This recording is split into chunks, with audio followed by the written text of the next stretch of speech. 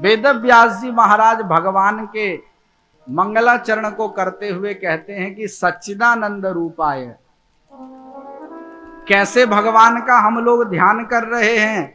तो कहते हैं सच्चिदानंद रूप का हम लोग ध्यान कर रहे हैं। बड़े प्रेम के साथ श्रवण करेंगे। ये भगवान का सच्चिदानंद रूप है कैसा? तो देखो, सच्चिदानंद जो शब्द है इसमें 3 अलग अलग शब्द हैं पूरे उसमें, सत, चित और आनंद।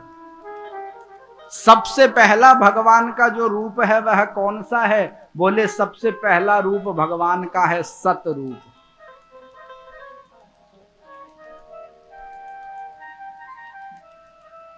कैसे समझा जाए कि भगवान का सत रूप क्या है? कहीं दूर जाने की जरूरत नहीं है, इसी शरीर से समझ लीजिए। ये जो शरीर है ये सत नहीं है, पर इस शरीर के अंदर बैठा हुआ जो आत्मा है वो सत है।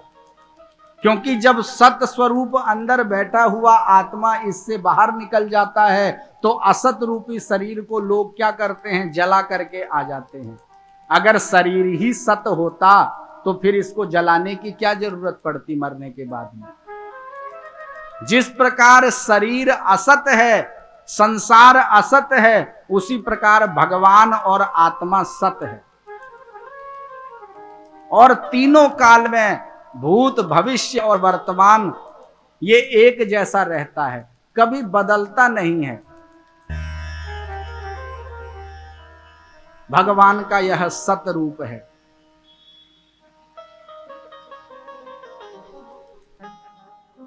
बहुत से लोग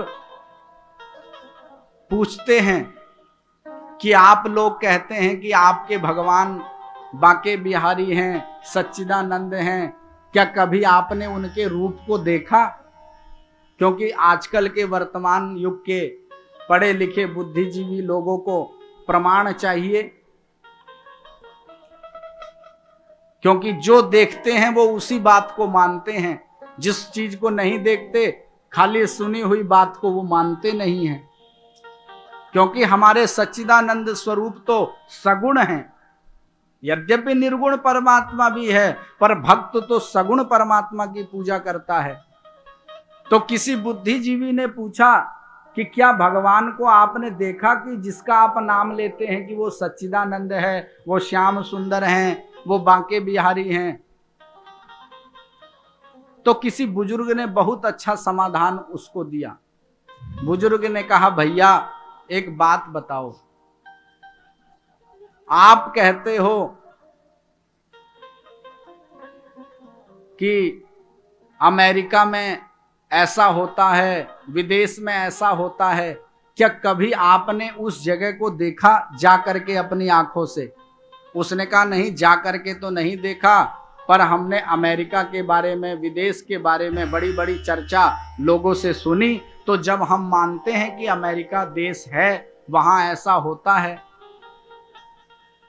तो बोले जब आप सामान्य मनुष्य की सुन करके, क्योंकि जो अमेरिका गया उसने बताया कि भैया ऐसा होता है, तो हमने मान लिया।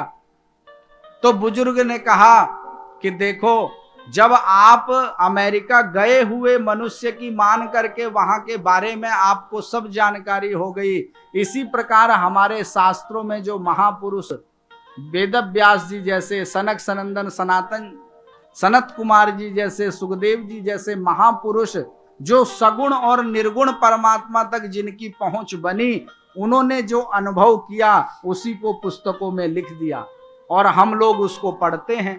तो हम उनकी सुन करके इसको मान रहे हैं, इसमें कोई बड़ी बात क्या है? तो इसलिए जरूरी तो नहीं जो हमने नहीं देखा वो है नहीं। जैसे कैसे समझा जाए? जैसे उल्लू, लाखों उल्लुओं को इकट्ठा कर लो एक जगह पर और वो सब कहें हमको तो सूर्य दिखाई ही नहीं देता, क्योंकि उल्लू को दिन में दिखाई नहीं देता। अब वो लाखों उल्लू धरने पे बैठ जाएं और नारा लगाएं कि सूर्य तो है ही नहीं क्योंकि हमने देखा नहीं, तो भैया उसमें ये बताओ कि सूर्य भगवान की क्या कमी? उसमें कमी तो उल्लू की स्वयं की आंखों की है, उसके नेत्रों की है कि उसको दिन में देखने की शक्ति नहीं, तो उसको सूर्य भगवान नहीं दिखाई दिए।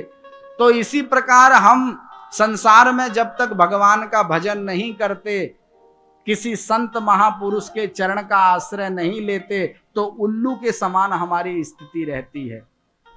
जब हमको जो दिखाई देता है उसी बात में हमारा विश्वास होता है, पर जहां हमारी पहुंच नहीं होती उससे आगे भी बहुत कुछ है।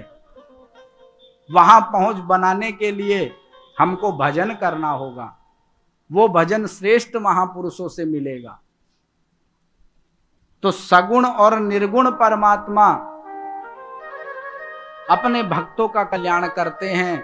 ऐसी हमारे सच्चिदानंद भगवान सत स्वरूप में तीनों कालों में विराजित हैं।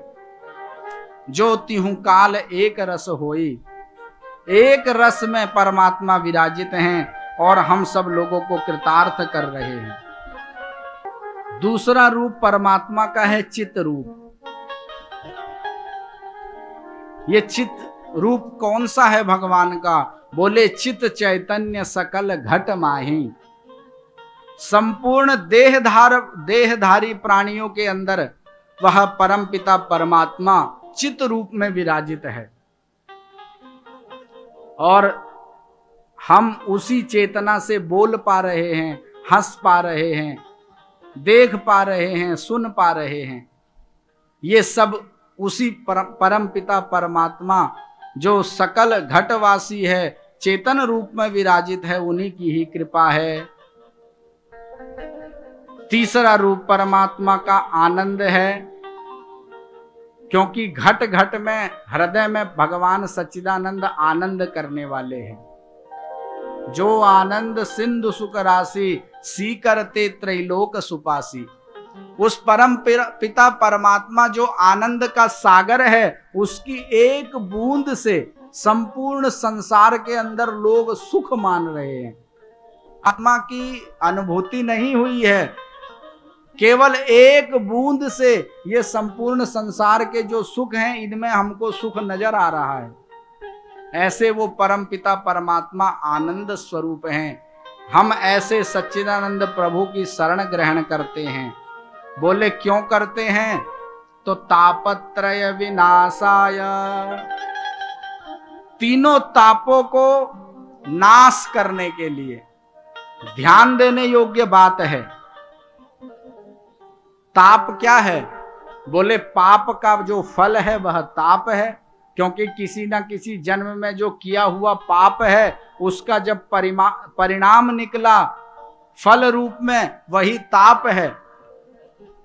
पर व्यास जी की विशेषता देखो, व्यास जी पाप को नहीं मिटा रहे हैं। बोले पाप से उत्पन्न होने वाला जो फल है ताप, वही नष्ट हो जाए इस भागवत को सुन करके।